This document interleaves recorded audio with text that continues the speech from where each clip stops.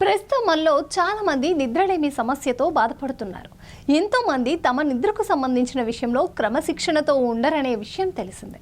Local సర్కిల్స్లో నిర్వహించిన తాజా సర్వేలో గత 2 ఏళ్లలో రోజుకు 7 గంటలు కూడా నిద్రపోని వారిలో అనేక సమస్యలు తలెత్తుతున్నాయి.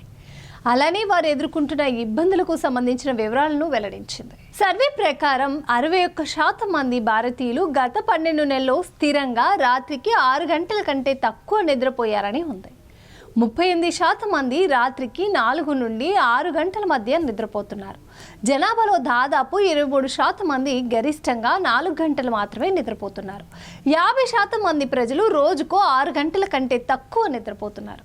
ఈ అధ్యయనంలో అత్యంత ఆందోళన కలిగించే విషయం ఏమిటంటే, మునుపటి అధ్యయనాలతో పోలిస్తే భారతదేశంలో రోజుకు 6 గంటల కంటే తక్కువ నిద్రపోతున్న వారి నిష్పత్తి 2022లో 50% నుండి 2003లో 55%కి పెరిగింది.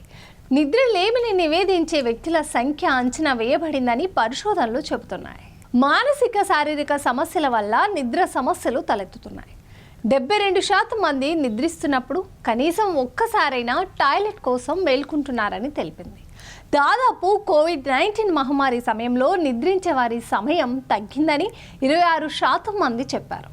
యోగా, ధ్యానం వల్ల నిద్రలేమి సమస్యకు చెక్ పెట్టవచ్చని నిపుణులు సూచిస్తున్నారు.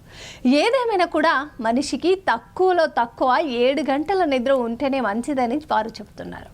నిద్ర విషయంలో ఏ ఒక్కరు కూడా కాంప్రమైజ్ కావాల్సిన అవసరం లేదని, సరిపడా నిద్ర లేకపోతే శరీరపరంగా ఎన్నో ఇబ్బందులు ఎదుర్కోవాల్సి ఉంటుందని అధ్యయనాలు వెల్లడిస్తున్నాయి. మరి నిత్య జీవితంలో బిజీగా ఉండే వారంతా కూడా నిద్ర కోసం కాస్త సమయాన్ని కేటాయిస్తే మంచిదే.